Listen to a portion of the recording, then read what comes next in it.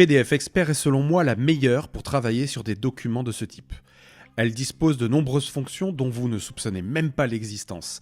Dans cette vidéo, je vous réserve un petit cadeau avec une astuce très utile qui permet d'ajouter du son dans un fichier PDF. Vous êtes prêts ? C'est parti !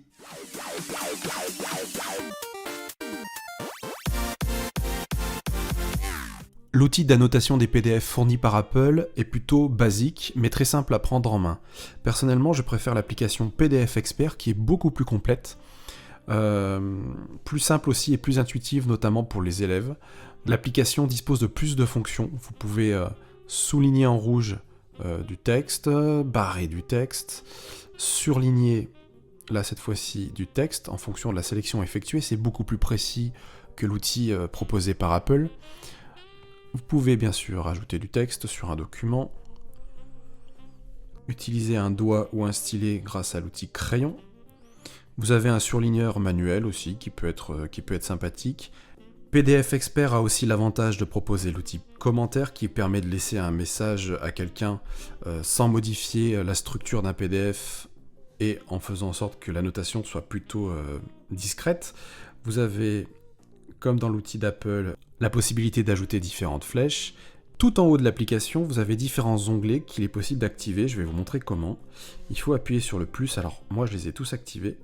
Si ce n'est pas le cas chez vous, voici comment ça va se présenter. Vous allez avoir plusieurs parties. Il suffit de faire remonter dans la liste supérieure les éléments qui vous intéressent.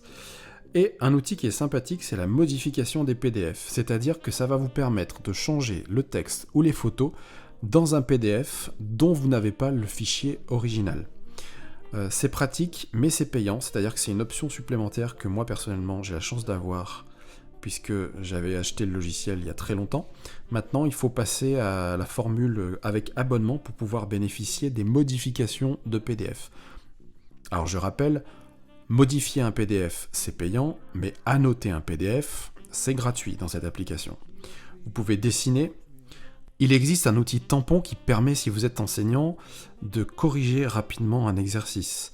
Là, j'ai pris un tampon qui était fourni avec l'application, mais vous pouvez tout à fait créer vos propres tampons et donc très facilement et très rapidement donner votre avis à un élève sur son travail. Il existe l'outil Remplir et signer qui permettra de gagner du temps en ce qui concerne les formulaires. Parfois, on reçoit des formulaires administratifs ou des questionnaires. Nul besoin de les imprimer avec cette application, vous pouvez les compléter directement. Par exemple, sur un travail à réaliser pour les élèves, je peux très bien demander à un enfant d'ajouter le nom des différents instruments de musique.